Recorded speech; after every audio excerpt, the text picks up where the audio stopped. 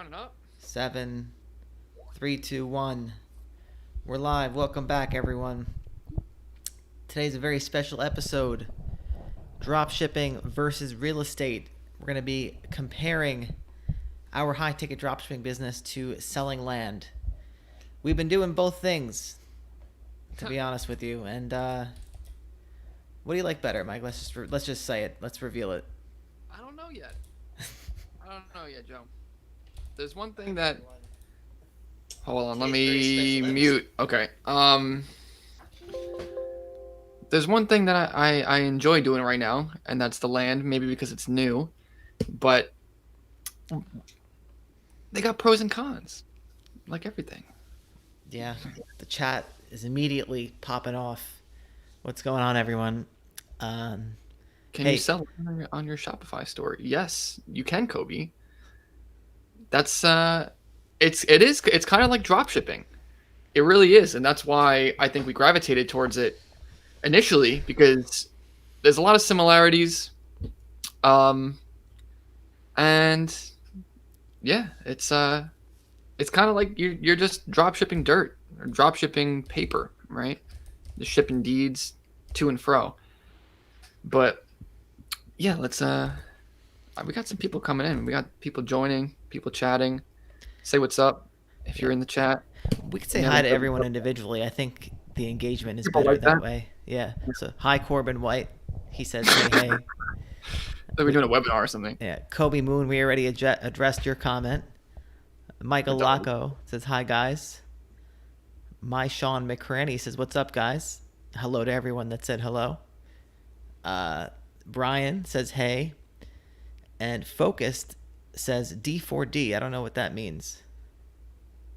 Dungeons for Dragons. I was thinking Dick for Dick. I don't know exactly. Joe, you're going to get us demonetized already. It's a name. It's a name. What? Dick is a name. We got MTM in the house. Yeah. Yo. I don't know which one it is.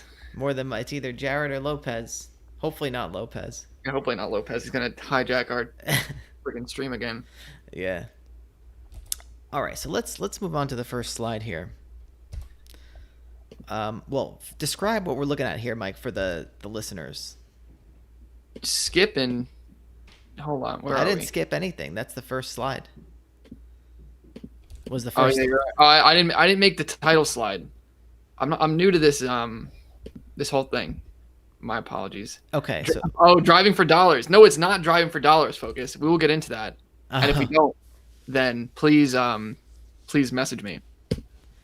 Wait, Joe, go back to product type. Product type, high ticket dropshipping versus land. All right. So let's think about it. With high ticket dropshipping, what are you selling? You're selling someone else's product. You're selling some sort of widget, some sort of physical good that is shipped directly from the warehouse, whoever warehouse it is, to the customer.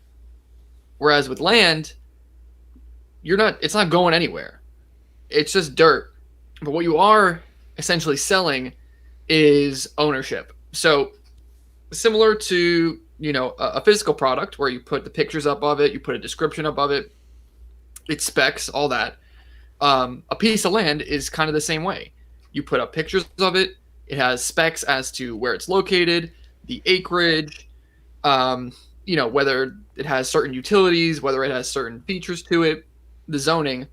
So it is, again, you kind of can treat it as if it is a drop shipping product.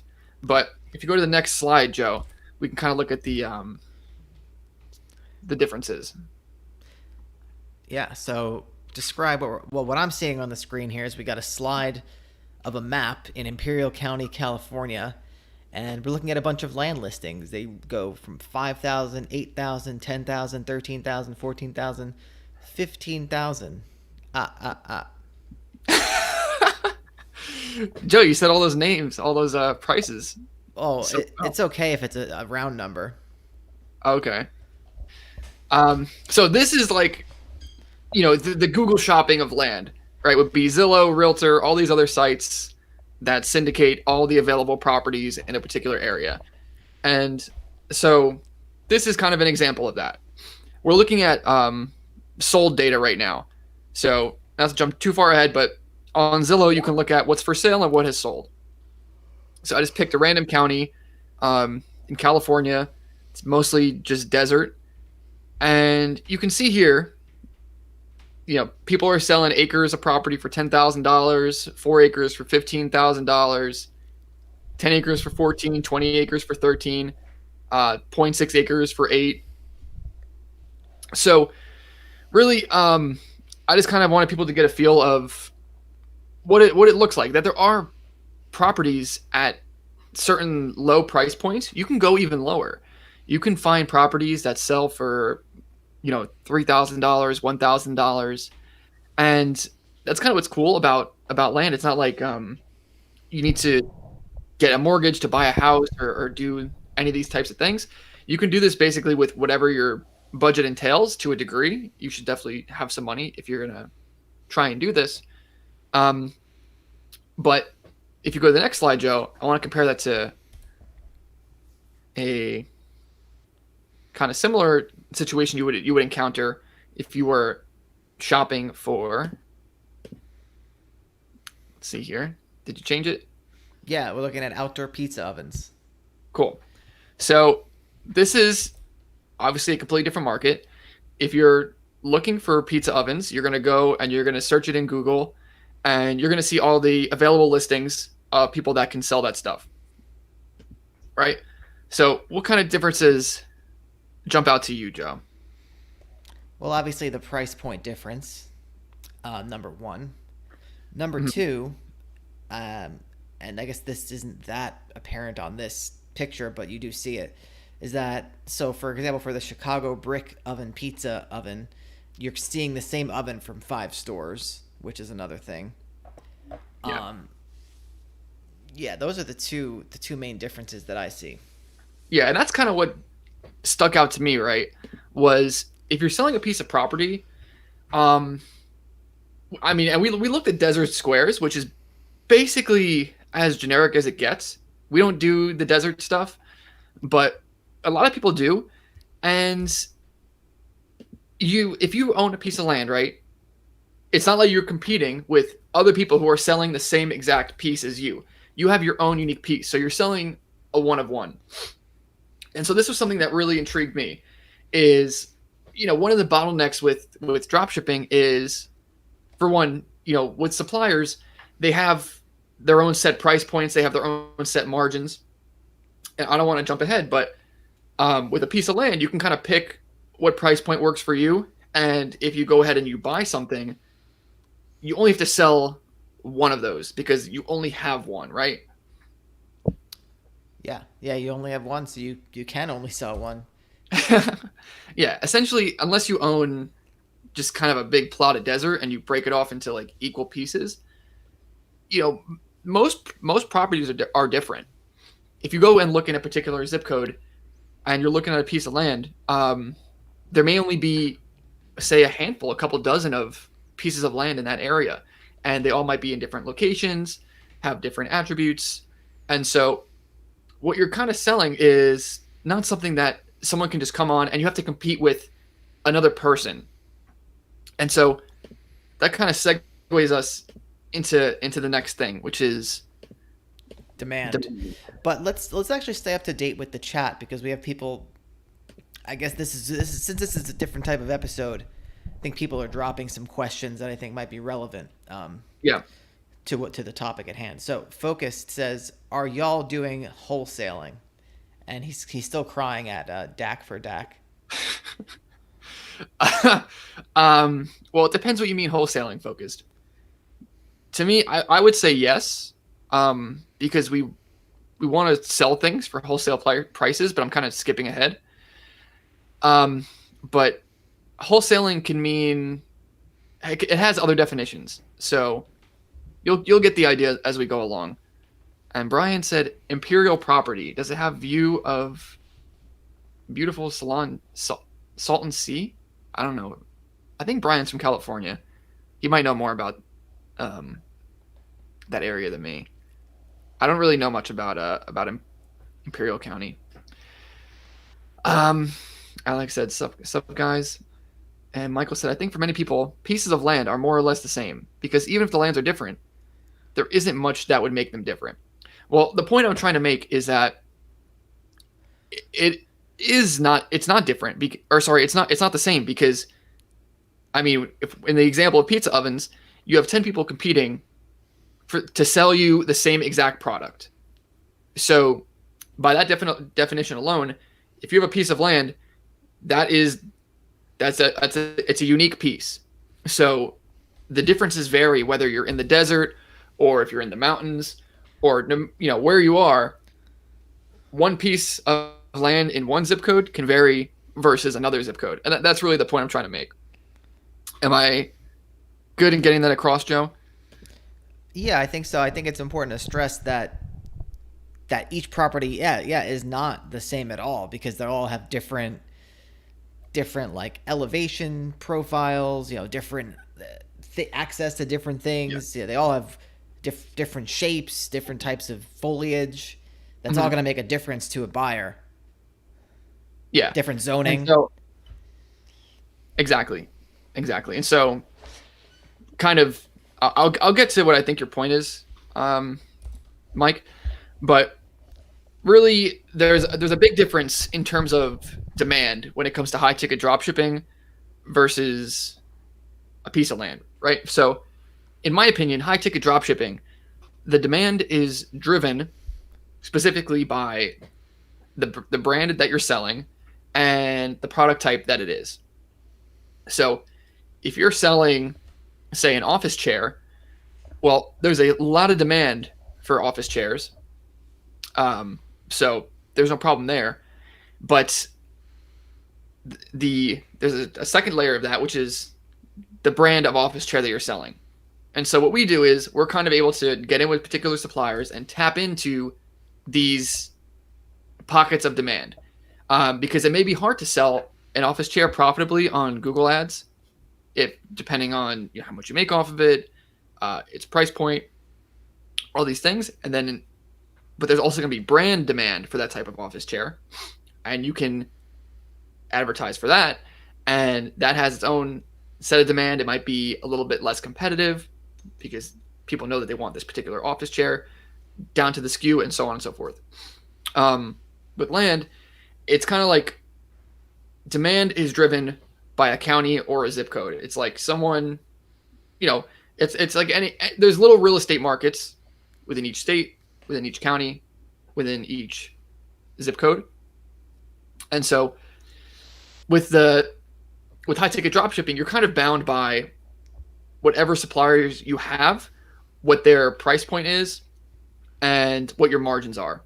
With a piece of land, if you can get it for the right price and it's in a market that you select, so you're selecting the county, you're selecting essentially the zip code, and you have control over the price point, it actually gives you a lot more supply and demand leverage.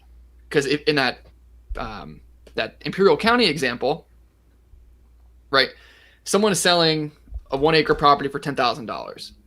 Well, if you can get that 1 acre property for $3,000 and sell it for $6,000, think about how quickly you'll be able to sell that, or how sure you are that you'll be able to sell that if you are taking a look at essentially what everyone else is selling their stuff at. With high ticket drop shipping, if you're in with a particular brand of office chair or particular brand of pizza oven, you have MAP most likely, or you have a fixed cost that is, say, 20% of what you're selling it at, 30% if you're lucky. There's shipping costs, there's advertising costs. So one of the cool differences is if you buy a piece of land really undervalued, then it kind of, you're making your money off of the initial purchase, not really off of the sale. Right. So it's a different. So what you're doing in dropshipping is you're tapping into demand, where with land, what we're doing is we're almost. It's not really creating demand, but in a way, it's. I want to say it's supplying the demand. Actually, that's what it is. It's not. Yeah.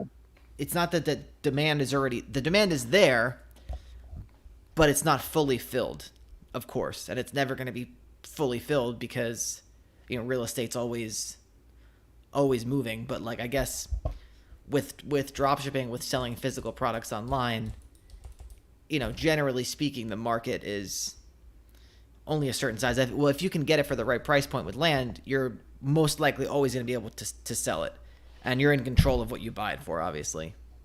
Yeah.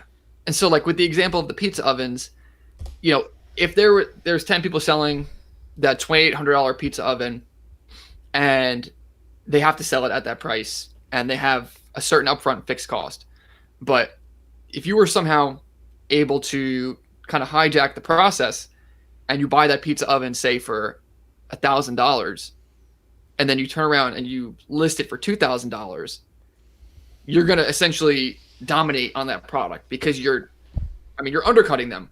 It's basic economics, right? You have the supply and the demand. Yeah. Right now, everyone is fixed at the price that they can sell it at. If you could sell it for less, then the demand for that product from you will go up. Yeah. So let's talk about margins. Well, we kind of just talked about this. We kind of that was the next slide, but we kind of talked about that at length. So traffic. Yeah. Well, I want to just make another point about that. All right. We're by no means experts on this whatsoever. I had no idea about anything concerning real estate or land or any of that type of process, like up until this year. So we are still new at this, but this is kind of one of the things that intrigued me because I'm looking at this all from the lens of, we've been making these high ticket dropshipping stores, and all of a sudden this is a high ticket product.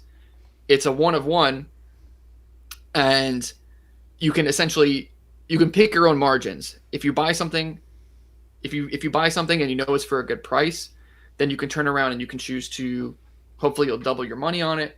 Maybe you can triple your money on it. And we've heard of people doing even crazier things. And yeah, so that's kind of the point I want to make for now. And then with a supplier, you're tied down to whatever they make the product cost for you and whatever you can sell it at. So it was kind of a bit of a loophole there. Yeah. So traffic. This is perhaps the most interesting and maybe the most challenging part of both things for most people, I think. Well, I would say the right kind of traffic, because I think at first when we were doing the land, the right kind of traffic really eluded us. And it was a question of, and this is the same question that pops up with dropshipping, is the traffic is coming, but is it the right kind of traffic?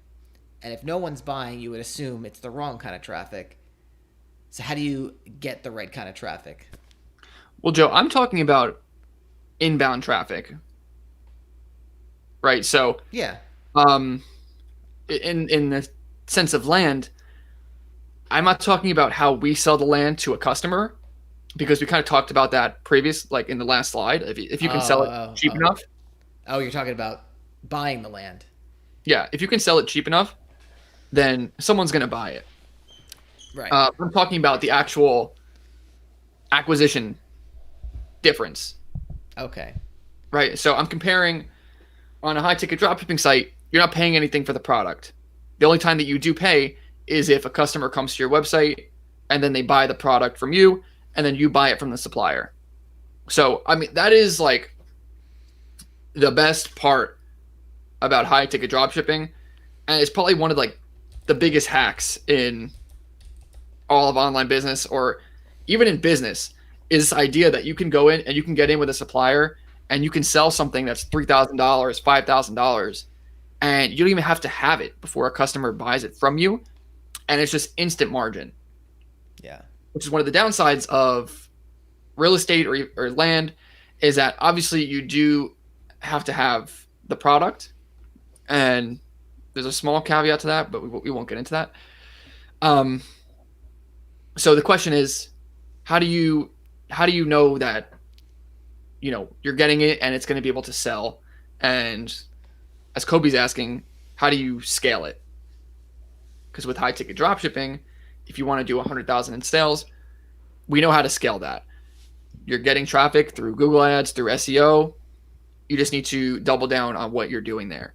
You need to spend more money on traffic. You need to, spend more money on articles and just get more people flowing into your website. Hopefully it's the right people, and then they'll buy. With land, what we do is not driving for dollars focus, because it's very hard to do that at scale. Whereas with dropshipping, again, we can drive thousands and thousands of visitors each day to our store. So with selling land, what we do is we send out offers to thousands and thousands of landowners, and we talked about the price point thing, how if you can buy something for the correct price point, then you can sell it below market value and hopefully, be in and out pretty quick. So this is what we do. You send a blind offer campaign to people that own particular properties, and you make them an offer at a price point that works for you. That is, it may seem heavily below market value, but it's a bit of a tricky thing with land. And it's also kind of a timing thing, and it almost kind of flips the script on what we're used to. We're used to customers, they want to buy something, and they go and they have unlimited options, and they need to choose from all these options. What we're doing is we're actually the customer, and we are saying, this is the price I want to pay for this type of property, and we're sending that to thousands and thousands of people. And so in doing that, you say you send out 5,000 pieces of mail, odds are you're going to get, say, between 5 and 10 people who agree to sell their property at this particular price that you can just immediately flip and resell and get that margin. Yeah. Making sense, Bill? Yeah, it's making sense. So it really has to be a much higher opportunity than selling one dropshipping product. Yeah. Most of the time.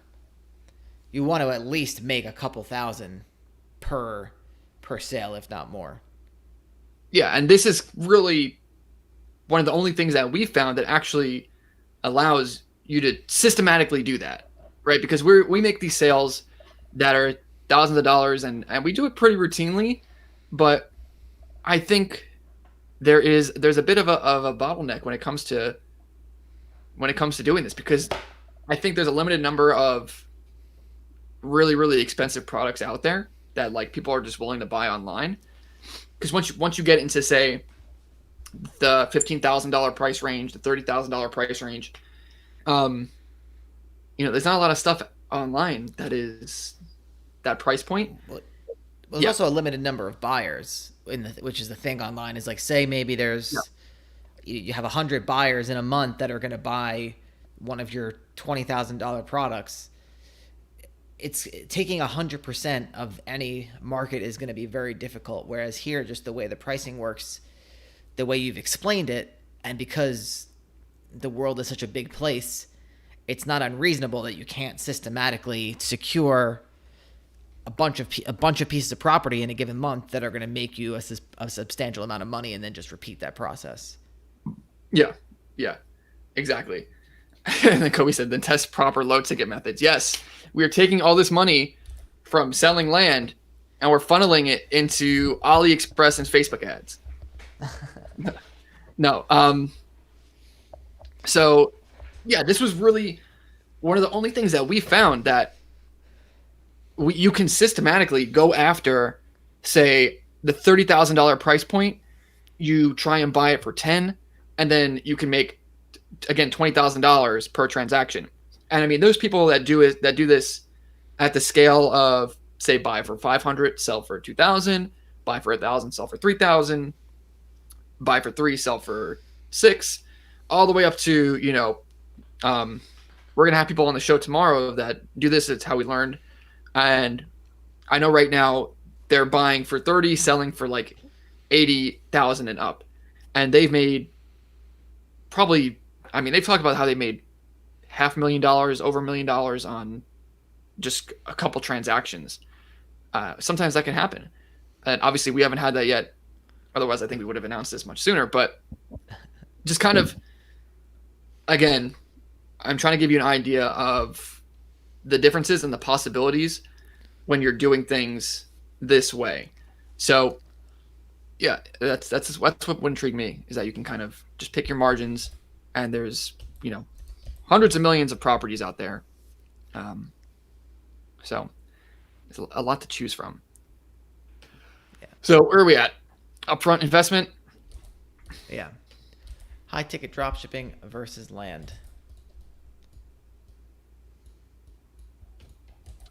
Cool. So what is the upfront investment for high ticket dropshipping, Joe? Very minimal. You got to buy Shopify. You got to start running some Google ads. So, in theory, you have very little upfront investment before you can start making sales. In other words, if you can do everything within the free trials, you can technically make a sale with very, very little upfront investment. Yeah, so it's hard exactly. to say concretely what it is, but yeah, I mean it's probably somewhere less than $5,000 for sure. Less than 3,000, less than 2,000 typically. yeah. Right. With land, it is a bit more. And I mean, we definitely invested a lot into just getting the website done, because we didn't want to do Shopify. We wanted it to be done a certain way. So we had it all, we just paid to have it done. And then you got to buy the property. So you have to send out the mail, you have to download the data, and you have to buy the property. So, I would say it requires a good front of invest. Like, I don't know if I would have done this if we didn't have money to risk, because not knowing anything about real estate, I mean, I saw the potential of the process, but I don't know. There's unknowns with everything, right? So you have to prepare for those unknowns, and you have to kind of take into account what worst case scenarios might be. And to us, I think the worst case scenario is we screw up, we buy a property that maybe we bought it too high, and then we sell it and we lose a couple $1,000. But you learn. So it hasn't happened to us yet. We might have bought some bad stuff, but we bought some good stuff too, and we've made some good margins. So it's definitely high ticket dropshipping is the king of like no risk, high reward. Land is, there's some risk if you don't know what you're doing. As you know what you're doing, as you understand the markets better, it becomes less and less and less risk. But the upside is probably 10x of a dropshipping store. Yeah. So, how much would you say? Well, I think when we started doing land, I think you mentioned we didn't do the desert squares, which would obviously be very cheap. We kind of went not to the super high end, but to stuff that was kind of more expensive. Maybe we would have been more comfortable starting with the desert squares, because if we didn't have money to risk, maybe we could have, because you can buy those for basically dirt cheap, right? Like $50 to $100 sometimes. Yeah, I'm sure. I mean, my aversion with that was kind of how they all are very similar. And there's a lot of land people just do those. That's like their business, is they just stick to the desert stuff.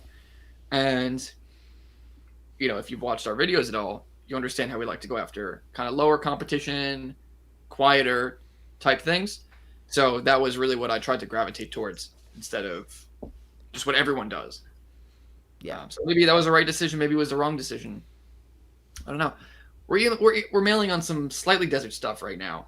Didn't hit yet, but not it's not that deep though. But it would have. I think what the route we went may have required a higher investment than normal. So how much would you say we've invested? Do you know our total profit selling land at this point, since we started since January?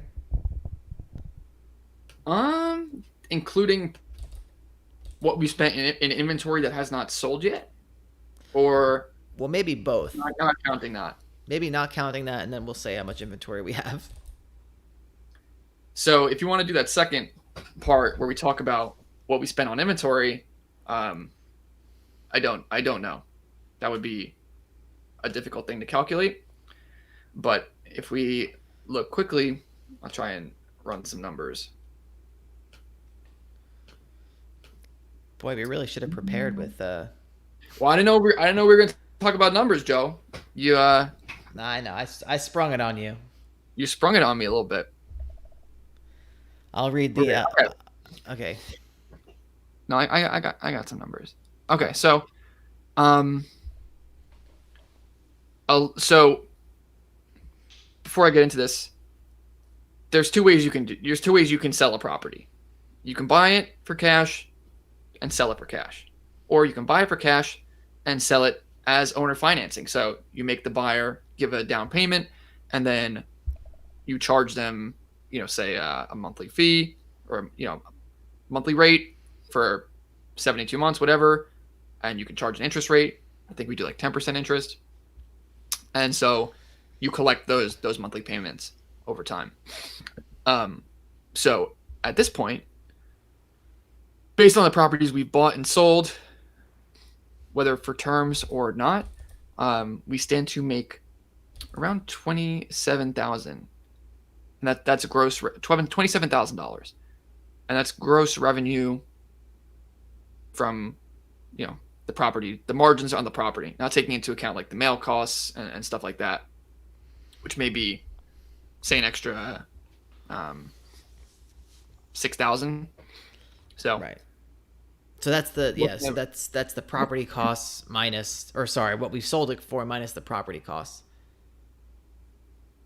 27,000 would be what we sold it for minus property costs, and then the other 7,000 I'm subtracting is from like the mail costs. Okay, but we still have other properties waiting in the wings. Yeah, we have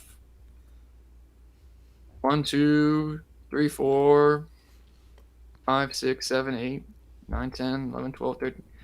We got a lot of properties in inventory right now that we're waiting to sell. And so, like I was saying before, if you buy something for the right price, hopefully you can, you'll make a profit on it at some point. And so that's really kind of the game that we're trying to play right now. Is, to me, it seems like a decent investment. Is you have a piece of dirt. It's not like you're buying, say, a sushi bazooka, like some dumb Amazon product, and you spend $12,000 on 100 sushi bazookas. You know what I'm talking about, by the way? I mean, I know is it like a potato gun? It's like you put the rice and you put the insides of the sushi in the gun, and then you push it out, and it's like a roll. Oh, okay. I thought it was something else. Stupid product. But to me, it felt like it was much better use of our money is to just buy an actual piece of real estate. There's tax advantages to it that we're not going to get into, but there's also, I just think it's a nice investment to have. And worst comes to worst, you break even, you get your capital back, and you buy something else. Yeah, Kobe is he's back to his old ways. He's he's like a crackhead. He's back to his old ways. He's interrogating us on the chat here. He's talking about his low ticket recent success. Hey, $6K a day on the front end and thousands of dollars in recurring revenue is nothing to sneeze at. How much time did you spend to make $27K? Listen, Kobe, if you're making $6K a day doing low ticket, that's great. How about you tell everybody what your store is, how you're doing it, and we'll see how many times it could be replicated. It's not that. What are you gonna say? No, I'm happy for him, but I think he misses the point here. Is how much time did we spend to make $27K? And the point is, when we do things, we're not chasing that low ticket high where we get a bunch of upfront stuff and then nothing in the future.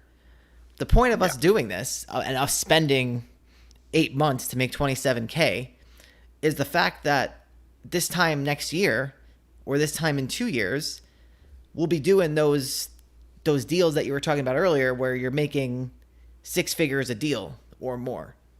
Mhm. So that's the purpose of this, and that's the purpose of us making the dropshipping stores the way we do. That's the purpose of us making blogs the way we do. Yeah. We've learned a long time ago that it's not worth it to chase like these. I don't know. What, I don't know. what's the South Park episode where they're taking like the cat piss in the face and they're chasing after that magic dragon or something? That's kind of like what Kobe's doing with the low ticket stuff. And if that works for you, that's great. But I don't think it's a solid foundation to build the rest of your life on. And I think you would agree, and that's why, you're in the chat. But more power to you. Um, anyway, to hijack the conversation enough. let's move on to scalability, Joe. All right, scalability: more suppliers, more traffic, versus buying more property. So, yeah, let's hear it. I guess we talked about this a little bit, but let me see here. Yeah, so if you want to scale a high ticket dropshipping store, what do you need?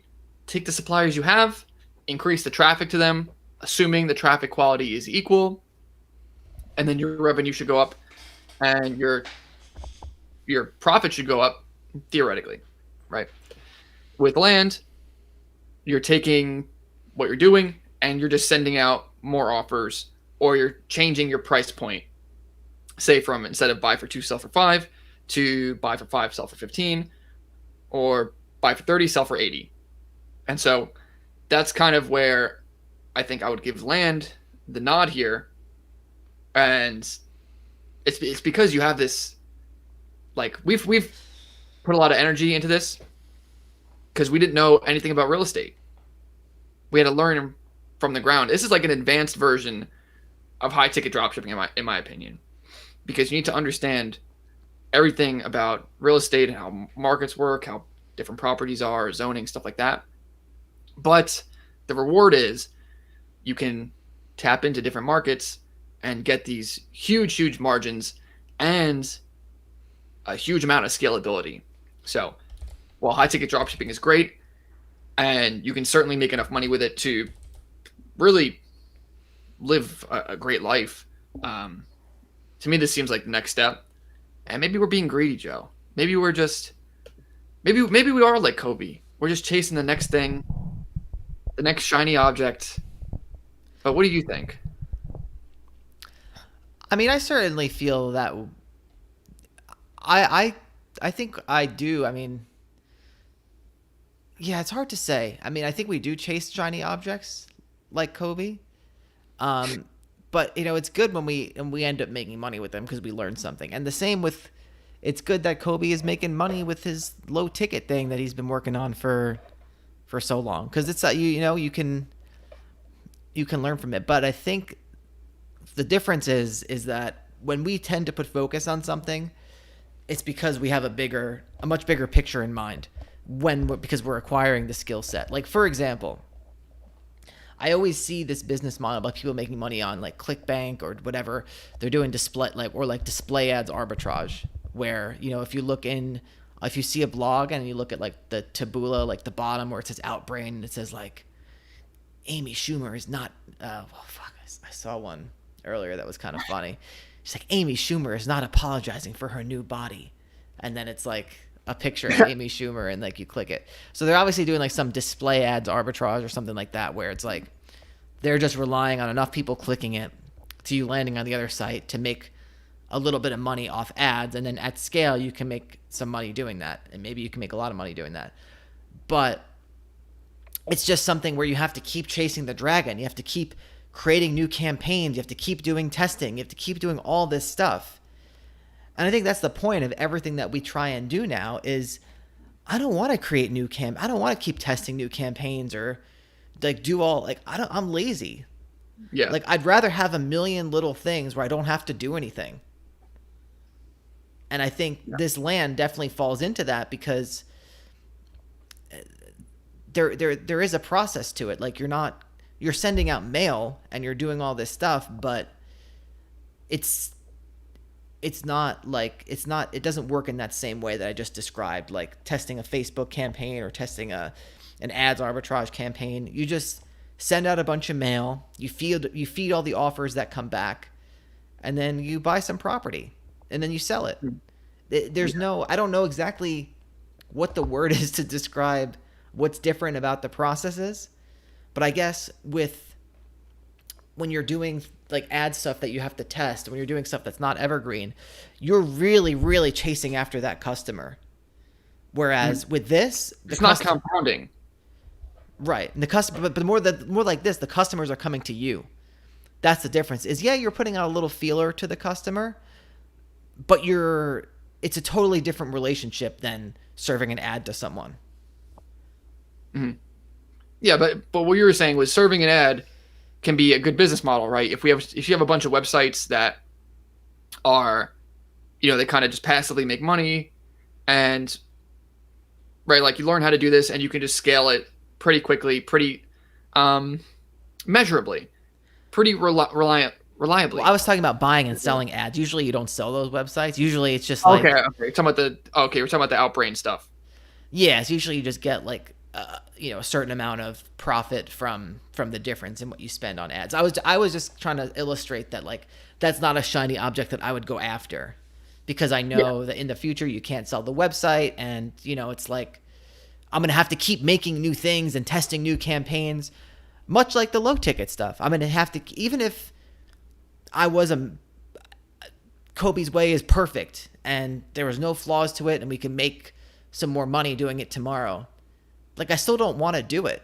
Like I don't want to have to make a bunch, it just makes no sense to me, rather than having a bunch of passive digital assets where I don't have to do anything.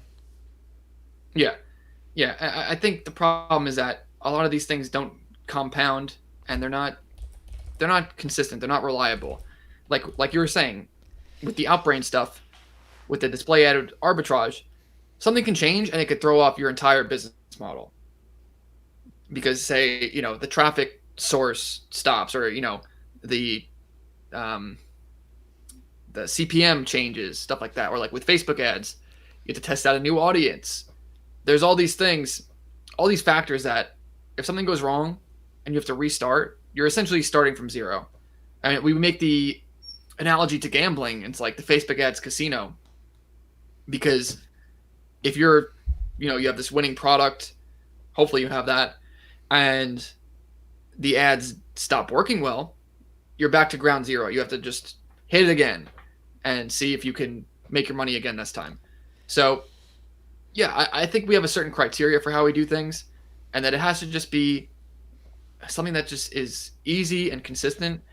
And that's why we teach what we teach, because a lot of these things that other people do and they make money with, and I believe them that they do, there's a much lower success rate if, say, 100 people try to do it. It's just the average success rate for so many things that people advertise and people have success with is very low compared to dropshipping, compared to doing SEO the right way, compared to doing Kindle the right way. And I find this land thing to be another kind of piece of the puzzle, where if you dedicate the time to actually get the knowledge and understand how this all works, it actually does become pretty consistent and pretty passive. I know I've heard of people that essentially they'll just do one deal a month, and they want to make, say, $100,000 profit on that one deal. And once you have the knowledge to do that, it's all a measurable process. You need to send out a particular, number of pieces of mail for a particular price point, and the rest kind of takes care of itself. So Yeah, I think land is the most, out of everything that we've listed, land is the most consistent, not reliant on the algorithm. There's nothing that it's relying on, really. There's no, big tech isn't involved so much. Maybe if you're using Gmail, Google's involved there. But really, I think this land thing is the ultimate diversification, because look, Kobe. I mean, I'm sorry, I'm not talking about. I don't know why I said his name. And I was gonna say, what Kobe doesn't realize, no, what many people don't realize because they haven't been doing this stuff long enough, is that this stuff changes all the time. Google changes all the time. Facebook changes all the time. Inconsistency is the name of the game. That's the thing that is always in the back of my mind when it comes to online business. Whether it's Amazon, whether it's even Shopify, payment gateways, whether it's Kindle, Google algorithm, it's always changing and it's always shifting. Whereas this land thing, I think, was a big piece of the puzzle for us and will continue to be, because that doesn't exist like that. There's no big third party involved. And it's one of the most like reliable or time tested asset classes there is. Yeah. In real estate. So, yeah, it ticks a lot of boxes, but it is certainly a more advanced concept. It does require more upfront investment. But to us, I feel like it's just, again, another layer of the high ticket drop shipping type situation. Because I mean, yeah, you can even use Shopify for this, and just you have land as the particular product. You can use YouTube to sell your stuff. All these other methods that you would use to drive traffic. You can theoretically do it with land, but yeah, that was the point I was trying to make. Yeah. So next slide, or are we talking about we have another slide. picking margins? We got derailed already. We should have saved the chat. We're going to save the rest of the chats for after the show because we keep getting derailed. Okay. Yeah, so I mean, we talked about this a little bit. Picking but again, margins. the idea that you can. So say what the slide is for the listeners. So it's picking margins. So with high ticket drop shipping, your margin is reliant or bound by your supplier and your niche in terms of price point and how much you can make off it, versus virtually none with land, because you're picking your price point and you're picking your margins. And so, if you send out an offer and it's for a super low, it's like, the property's worth $100,000 and you offer them like $5,000. Yeah, that's probably not acceptable, and they'll probably get mad at you, and you won't get any acceptances back, signed purchase agreements back. But you can certainly dictate. Again, if you want to sell something for $75,000, you can go in and there's a sweet spot. I'd say the sweet spot is between 35% to 20% of a property's market value, and people will accept that. A small enough or a decent enough chunk of people, if you send enough mail, will respond. And when it comes to like traffic costs and mail costs, I think mail actually wins out. So like the way that we do it right now, we pay about 50 cents to send out a piece of mail. So if we send out,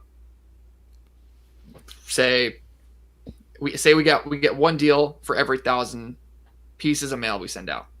That's $500 cost per signed purchase agreement. And so theoretically, if you're making $10,000 and you can control that, because all the offers you're sending out, you stand to make $10,000, then that's a huge ROI. And again, I don't think you can reliably do that as well with high ticket drop shipping, because there's not as many $10,000 products that you can fit inside of a particular website, and there may not be as much like high intent traffic for those types of products to reliably do that, a few times a month or more. Yeah. So let's next slide. Oh, that was the last slide. Yeah, that was it. All right, I didn't know that. All right. So overall, Mike, what would you recommend a beginner start with if they're looking to get into online business? Would you do land, or would you do high ticket drop shipping? Would you do Kindle publishing? What would you do? I still think high ticket dropshipping is the best for beginners because there's really no risk. If it's not like you're on your last dollar, but you don't have a lot of money to spend. You don't have $10,000, $20,000 to potentially put into something, and I think high ticket dropshipping can be the quickest, most life changing business model because you can spend basically no money and then make $1,000. And yeah, I think compared to the real world in America, we make a lot of money as Americans versus the rest of the world. And to make $1,000 out of nowhere, that's a lot of money still. There are people that make say $1,000 every 2 weeks, and they're getting taxed on that. But again, to make that just out of thin air, I think it can be life changing. But then I think if you want to take it to the next level, and you want just something else to reinvest in, this land thing has some potential.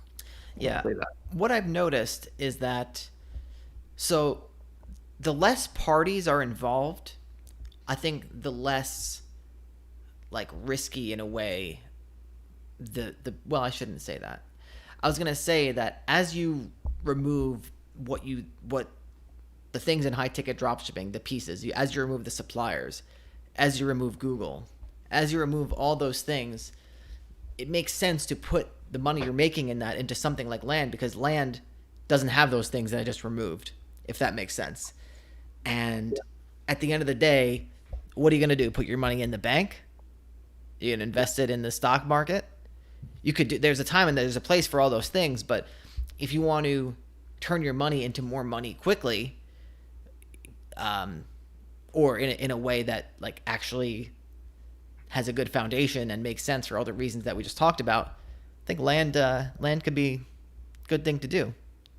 Yeah, I mean, we know people that will strictly just invest in land deals, and they're not doing any of the mail stuff. They just have a pool of money, and they think that this is the quickest way for them to get a return on their money, better than the stock market, better than index fund, and it's probably lower risk for them. And I am friends with some of these people now that just finance our deals, and I love that profit I mentioned too was after we paid them out. So if we had bought everything ourselves, we would make a bit more. But yeah, it like you said, Joe, it's in my opinion, this is better than the stock market. This is better than putting your money somewhere else and trying to get that 8% growth rate, 10% growth rate, and it's pretty little risk. So on tomorrow, actually, we're gonna have the people whose course we took on this land thing. It's not gonna be live, but we're gonna have them on, and I'd say that they're probably the foremost experts on buying and selling land in the country, maybe in the whole world, Joe. And so, I am but a novice, and they'll be able to shed some more light on this and kind of talk more about what's possible. But we wanted to start talking more about this now to kind of preface when we're going to go more in depth on it tomorrow, and just in the future. So, Yeah, for sure. So going to the chat, Corbin White. Before I met you guys, I did low ticket AliExpress store, and it was like 7 months ago, and I was selling dog beds to test it out. And when I just started, and I just got the dog bed last week. Yeah, I mean that happened. I don't know if you know the story with the mermaid blankets. Mike and I bought mermaid blankets for our significant others. Mike ordered it on Amazon. I ordered it on AliExpress because I was trying to save like $8, and I think mine came like 6 months later or something. yeah, classic. So Kobe Moon, overall making money is the goal of all this. If I am making money and putting a small amount of time into it, I continue what's working. Just a steeper learning curve, especially Facebook ads. It's not like I am not continuing to try something that's not working. This is a whole different method of low ticket, no Shopify, no AliExpress, no recurring sub boxes. And recurring sub boxes. And recurring sub boxes. Hey man, it sounds interesting. I'm glad you found something you could be hyped on. I don't get hyped on like new stuff. It just doesn't excite me. Like, I've been down this road too many times. Yeah. I mean, if you're doing the recurring thing and people are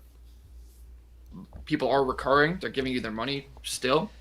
I mean, it's pretty new into it, so you'll have to see what the churn rate is. Yeah. As far as how long someone's going to do the subscription box. But yeah, if it's working for you, I'm happy. And you should be happy too, but you should just keep it in mind, you know.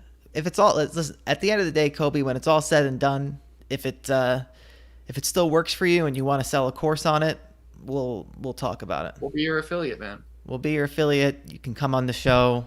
We'll have to okay everything first. But I mean, look, it's not like we're closed to new ideas. It's just not something that we care about. I want to keep making blogs. Kobe, you say you found something that worked now, but you were struggling with this stuff for a long time, it looks like.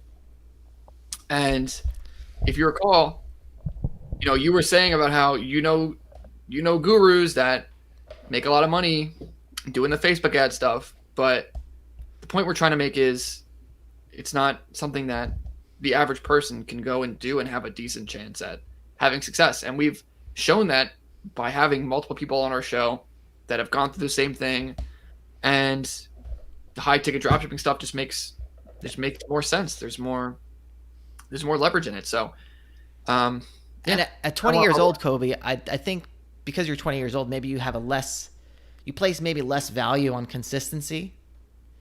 Yeah. Some of our students, they want consistency like sooner. Like, they're trying to have this fund their life in a safe way. And this is the best way we know to teach them is the high ticket dropshipping and into publishing.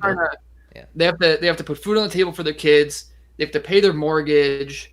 They have to pay their bills. They have a car. You can't just tell them, okay, dropship these products from China with Facebook ads, or do these. I don't know what exactly is what you're doing, but the point is that this stuff with the Facebook ads and these types of business models, you can't risk your whole life on that. And let's. I want to go back for a second. I hate to get stuck on this, and this is the Q&A part, so whatever. I hate to get stuck on this. I think it's relevant though to this type of discussion, right? Because this new thing that we're talking about is just another extension of something that fits within these principles and is an even higher price point that you can work with. So yeah, when we went to I forgot the name of the stupid conference that we went to. When we went to the Ecom All Stars conference, I cannot tell you, we were probably the only people in the audience. I don't know how many people there were, maybe over 100, maybe 200, if I remember the size of the room. We were probably the only people in the audience doing high ticket dropshipping the way that we did it. And we were just such beginners then. And you can tell, so Ezra Firestone, we talk about him a lot. All he uses is Facebook ads. All he does is what you're talking about, recurring sub boxes, replenishable products. You can go check out all his stuff. It's all public. Boom by Cindy Joseph. You can just Google that. But it's a totally different game than what we're trying to do. He's trying to build a worldwide brand of some kind.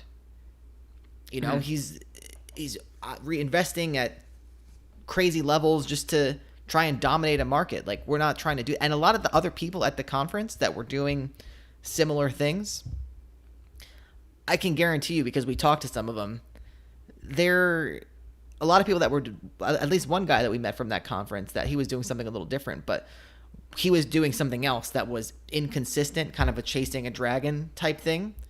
And he's still doing that, and he's still chasing his tail. We know so many people that have done inconsistent business models and are still chasing their tails today. And they may have had spurts where they're like, oh, guys, I'm doing it now. And they're still Yeah. chasing your tail. So that's why we don't violate the principles that we talk about. We want it passive, we want it low competition, and we want it easy, and that's it. Yeah, you're right, Joe. That's funny. I never thought about that. Is that most of these people who just are doing that sort of chase the dragon type business model, they're still stuck doing it. And they're still having the same level of success. Whereas if you look at anyone that put in 5 years of their time into SEO or dropshipping or Kindle, the majority of them are crushing it. Yeah. And that is the exact point that we're trying to make. Is if you can put in the time with these business models, there's a high probability that you will understand them enough that you can consistently have results. But when you're doing new things all the time and you're doing things that can expire in terms of, like a Facebook ad set or a particular business model, whatever it is, you just wind up, you keep chasing it, and then your results are so volatile. We don't want that. I will warn you, the business models that we do, they're kind of boring. Like, it's not like, okay, no, high ticket dropshipping, when we first started, when we get a huge sale, it was very exciting. But it's not, the way we approach things is kind of boring, just layering on different income streams over different income streams. Like, it seems less appealing than the screenshot. Like, the way you're writing things, like, oh, recurring revenue and all this stuff, the way you're typing it is more exciting than like the day-to-day of what we're doing and stacking income streams. I don't know if I'm saying that correctly. Yeah, But like, no, I feel you. It's not really it's not a catchy headline that we can put what we do into. yeah, it's like, oh, I gave my writer 10 new articles and in today, and in 6 months those are going to be making me like $10 a month. Like, yeah, it's not exciting, but you do that enough times, and then you're building assets online. Our channel name is very intentional. Build assets online. Yeah, and I didn't know he was 20, and I gotta say, when I was 20, I definitely had the same mindset. I didn't want to have a business that I have to have employees for and like do all this stuff. I just wanted to make money, man. Just wanted to make some cash. Yeah. Listen, So, yeah. Y'all are boring because you're old. nothing wrong with being happy. You're right. Check back in 5 years. Father time comes for everyone. Yeah. You know what? We'll see. We'll see what happens, Kobe. I'm not, But like I said, I'm happy to look further at his business. Like, I'm kind of curious. You know what I'm saying? Like, just for my own curiosity, like, maybe there's something that could come of it, I'm happy to learn more about what it is. Like, you're in the elite fleet, tell us what it is. Like, talk to us more about it. I'm open to hearing. Like, I don't care about yeah, I don't know what he wants us to say. Yeah. All right. Does anyone else have anything to say besides for Kobe? Alex. Before we cut this off? Oh, he has legit questions. Okay, let's answer these. Yeah. Sorry, Alex. We're wasting time on Kobe. Can you give an example of when buying land wasn't pure speculation? I'm unsure. Are you asking, like, how do you know that you're going to make money and you're not speculating? Do you think that's what he's asking, Joe? I think so. Yeah. Oh, Well, yeah, because the next thing says, like, at what point, like, all right, 20% of total value or 20% off total value. Well, no, I think that's a separate thing because I was talking about how I was talking about the sweet spot of 35 to 20% of market value. I think that's a separate thing, but Okay. I'm going to answer your question as how I think you're talking about it. So, well, what you're doing is not pure speculation because you're investigating the attributes of the property. You can see everything. There's software now. You can look up the exact parcel. You can see basically what it looks like. the elevation of it, whether it's in a floodplain or not, different things like that. And then you can look up what the market is doing for that particular zip code, and you can see, okay, if all these 1 acre properties are selling for $20,000 and I'm buying this for $5,000, I don't know. I think you get the idea.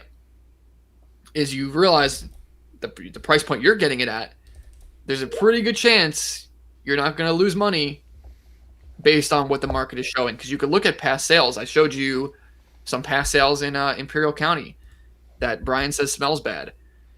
You can do that in any zip code. So that's how you know. So he also said 20% of total value or 20% off of value. No, I'm talking about 20% of the total value. So if you want to sell something for $20,000, well, we'll put it like this.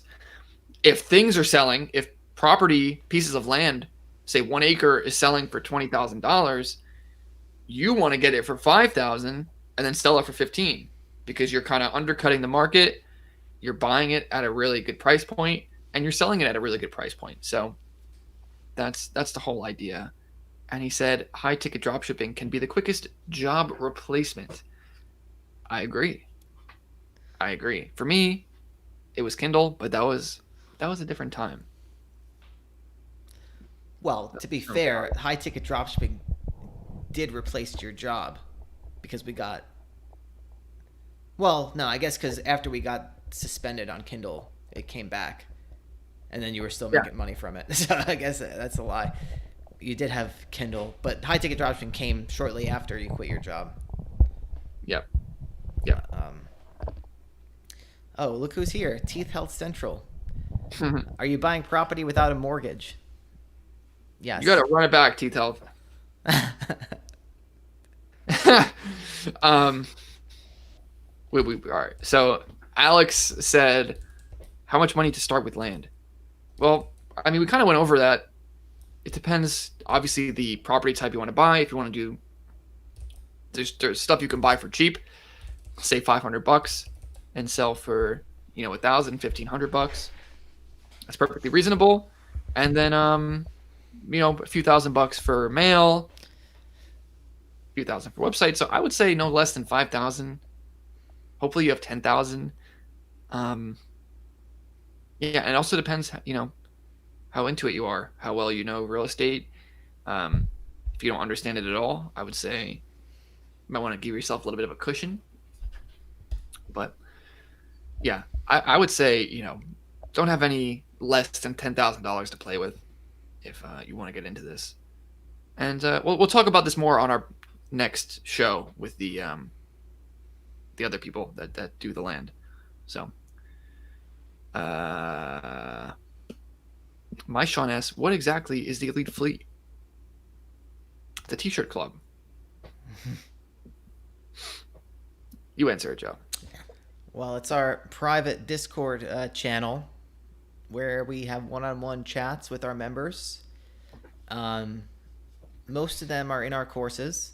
I think that might be a requirement going forward. I gotta make the price higher, but yeah, I'm gonna do that right now. Yeah, essentially, the Elite Fleet is our kind of one-on-one coaching program. So / membership community. So you get in, you can chat with other people that are in our courses, talk about online business stuff, and then you also get a one-on-one thread with us where you can, we can kind of coach you, give you the right steps to go in your business. Yeah, so it's private mentoring / community. If you go to buildassetsonline.com/membership, you'll see exactly what it entails, my Sean. And Joe is raising the price right now, so we forgot to raise it at the end of the month. Yeah, I'm doing so if it. you're still watching this, my Sean, you might want to hurry up.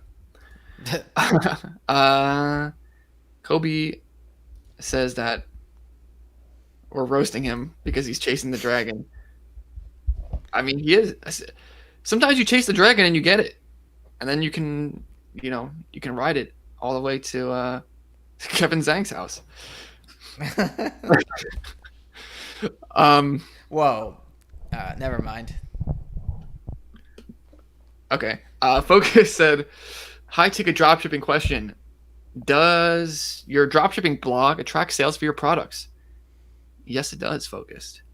Yes, it does. And that is a very secret module that we have inside of our e-commerce high ticket dropshipping course. Our dropshipping store also attracts sales to our store, like the blog posts on the store.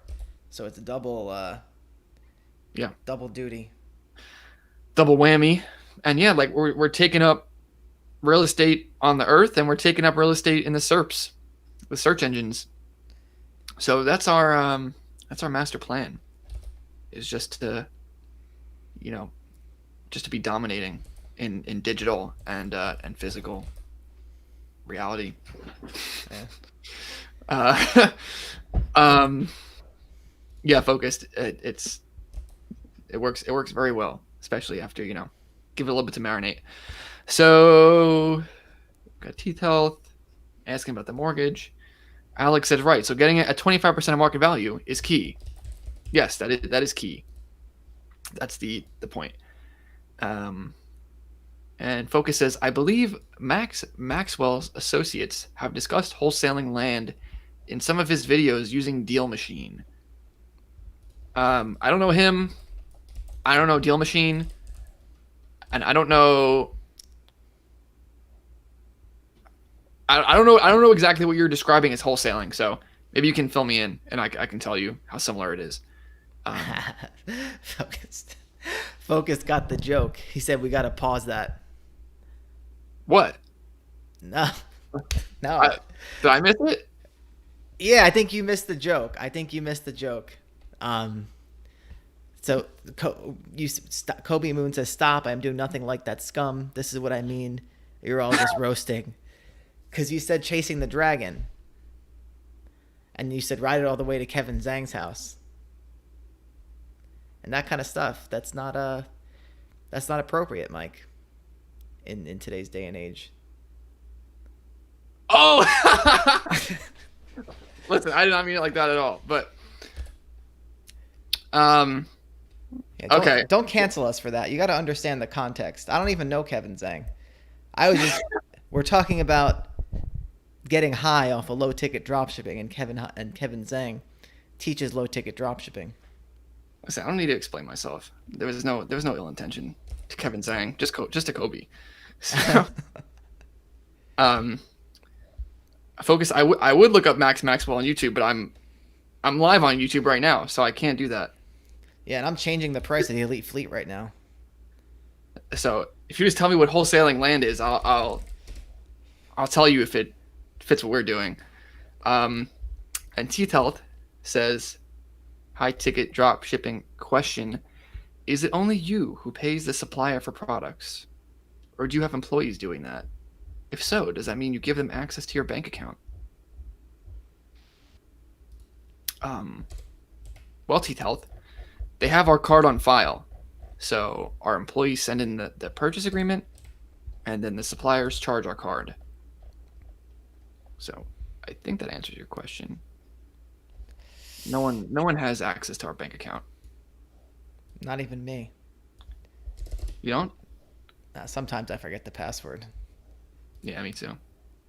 But yeah, Elite Fleet price just increased.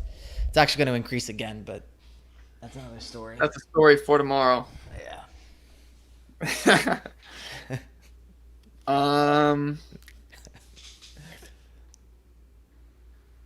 All right. Now oh, okay, Focused. Yeah, so we're not doing exactly that. That's what I thought you meant. I don't really understand that. So I'll read the comment. Wholesaling is finding under market deals. I'm assuming you mean like below market deals, like undervalued, getting them under contract and then selling the contract. So no, we're not doing that. We're literally just buying it just the regular way and then selling it the regular way. But it is wholesaling in the sense that you're buying it undervalued and you're selling it undervalued. So that's why I didn't want to say yes, because I know there's like different definitions of it.